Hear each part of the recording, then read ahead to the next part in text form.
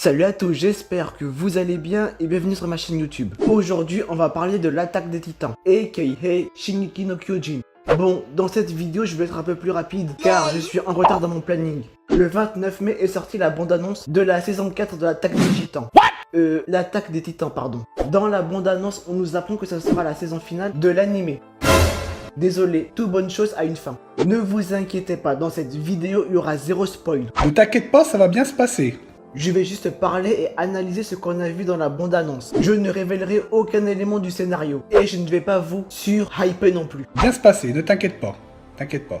Même si perso, en voyant cette bande-annonce, j'ai vraiment envie de voir cette saison finale. Avant d'analyser la bande-annonce, on va parler de l'affiche. Beaucoup l'ont remarqué, mais l'affiche de la saison 4 ressemble beaucoup à l'affiche de la saison 1. Pour vous faire simple, c'est l'histoire de l'arroseur arrosé. Une personne qui subit le contre-coup de ses actes. Dans la saison 1, le titan cuirassé et le titan colossal ont détruit le mur Maria sous les yeux de Eren. Eren étant gamin et très faible, voyant ça comme une injustice, il s'est promis qu'il veut exterminer tous les titans. En voyant l'affiche de cette saison 4, on peut deviner qu'il se passera quasiment la même chose. Le titan de Eren qui a du sang dans les mains sera responsable d'une tragédie chez les Mars, devant les yeux ébahis de ce guerrier Mars. Je ne vais pas spoil, mais je pense que beaucoup de personnes ont reconnu ce guerrier Mars. Faut savoir que dans l'attaque des titans, il n'y a pas vraiment de gentils et de méchants. C'est juste que les dirigeants de l'île du paradis, avant c'était la dynastie des Reiss, ont des intérêts différents que les dirigeants des Mars. Et la conséquence de leur intérêt, c'est la population qui prenne cher. Dieu merci, c'est la population qui prend tout. Abdullah, Shukran la population. Et Reiner était le premier à l'avoir compris. Et en tant que guerrier, je me dois d'en assumer les conséquences jusqu'au bout.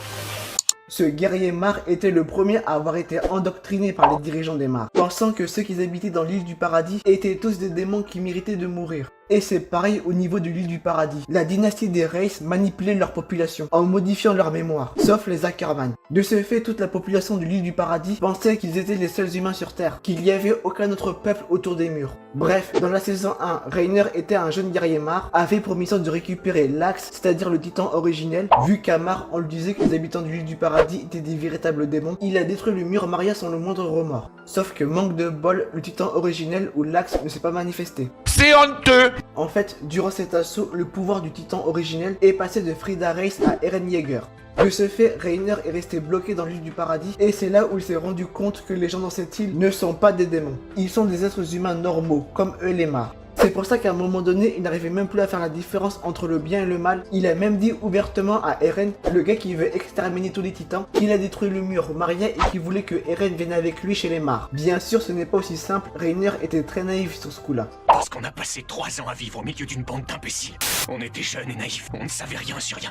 Je n'aurais jamais eu à devenir l'espèce de salaud que je suis aujourd'hui. J'en suis arrivé à un point où je ne distingue même plus le bien du mal.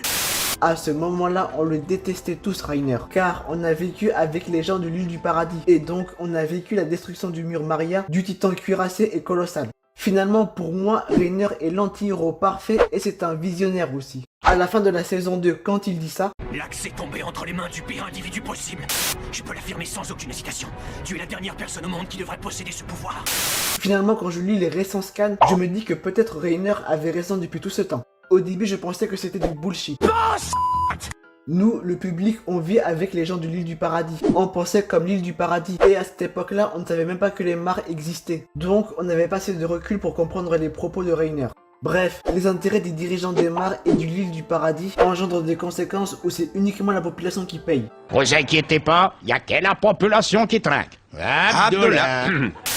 Et malheureusement, ça a toujours été comme ça. Chez nous, les États agissent uniquement par intérêt et non pour la paix ou quoi que ce soit d'autre. Quand l'Arabie Saoudite, avec le soutien de certains pays musulmans, bombarde le Yémen avec les armes de certains pays occidentaux pour soi-disant stopper les miliciens houthis, les houthis sont soutenus par l'Iran. Alors qu'en réalité, c'est bien sûr la population yéménite les principales victimes.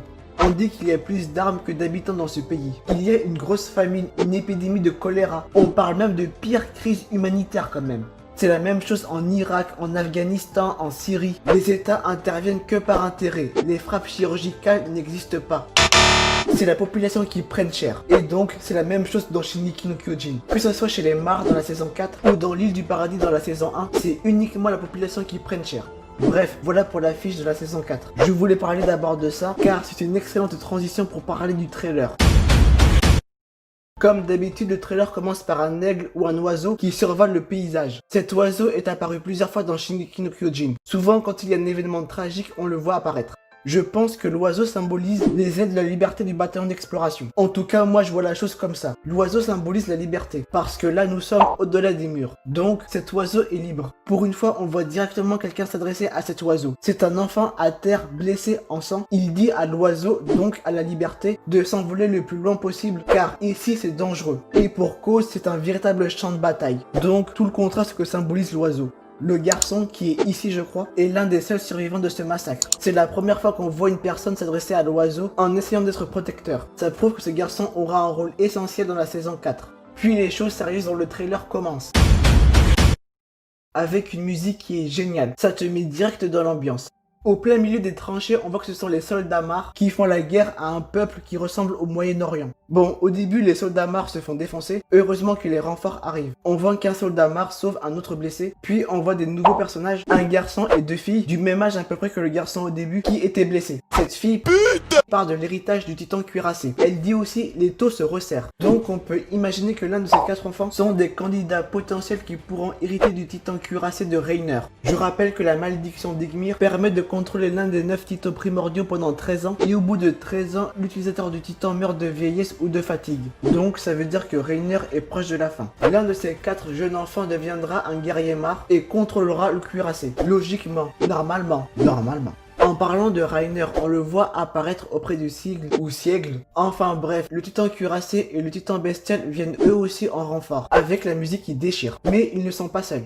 Hein? On voit aussi le titan charrette avec un gros arsenal mitrailleuse et un nouveau titan qui prête main forte. Je pense que beaucoup de personnes ont deviné quel est ce titan primordial. Exactement, ouais. T'es bien renseigné, toi. Puis après nous y voilà, chez les Mar. Et les Mar. Y'en a marre! On a passé 3 saisons dans l'île du paradis. Dans cette saison finale, on va s'intéresser aux Mar et à leur société. Comme je l'ai dit au début, tout n'est pas blanc ou noir. Chez les Mar, il y a des choses mauvaises, mais il y a aussi des bonnes choses avec plein d'espoir. C'est sûr qu'à la fin de la saison 3, quand tu vois le flashback du père de Eren avec la ségrégation du peuple eldien, c'est sûr que là, actuellement, on a une mauvaise opinion des Mar. Mais comme je l'ai dit, tout n'est pas aussi simple. C'est une société. Dans l'île du paradis, il y a aussi eu des choses horribles. Les restes qui manipulaient leur population pour fuir les titans. Annie Leonhardt était la première à l'avoir remarqué. Bizarrement, ce sont les plus compétents, ceux qui sont qualifiés pour se battre contre les titans qui peuvent s'en éloigner s'ils le désirent. Pourquoi une telle incohérence, à ton avis? Tu n'es décidément pas faite pour être soldat. La reconquête du mur Maria, c'est une véritable tragédie. Là, on parle de plus de 100 000 morts. Sans oublier la corruption des brigades spéciales. Enfin bon, chez les Mar, il y a aussi de bonnes et de mauvaises choses. Ça a été bien fait dans le manga et j'espère que ça sera aussi bien fait dans l'anime. On peut remarquer que chez les Mar, ils ont une société plus développée que dans l'île du paradis. On voit 2 types de brassards, les jaunes et les rouges. Reiner a un brassard rouge, cette personne aussi a un brassard rouge. Dans les trailers, certains enfants ont aussi un brassard jaune. Dans la saison 3, le père de Eren avait un brassard jaune. On voit aussi une autre personne, puis les images défilent très vite. Un monument, puis un face-à-face entre le petit du début, celui qui était blessé, et la fille qui veut le cuirasser. J'ai dit pute!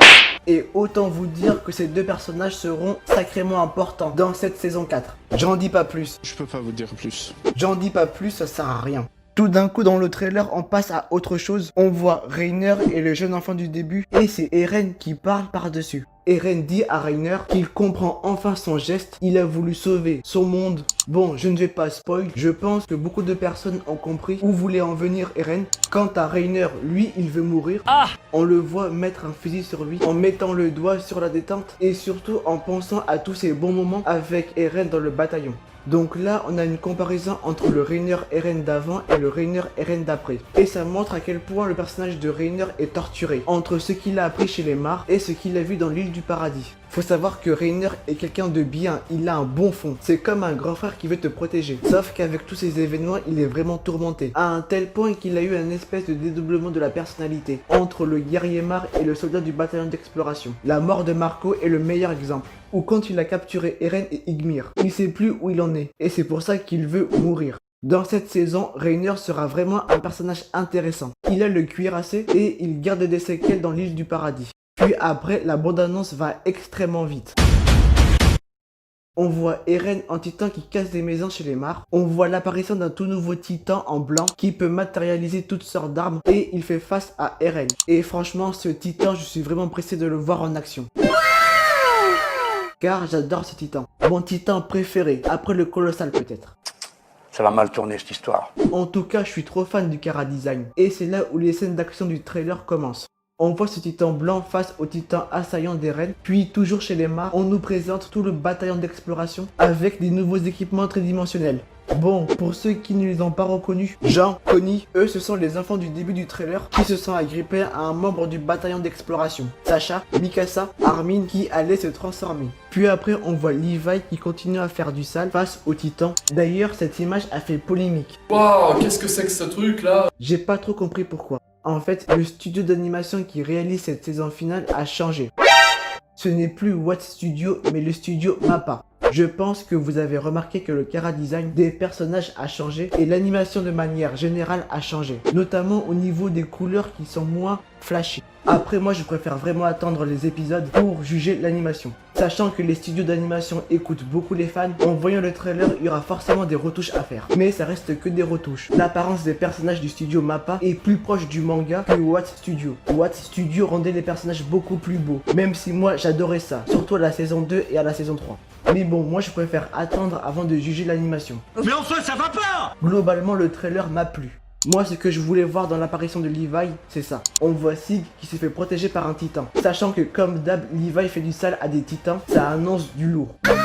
Puis le trailer va de plus en plus vite.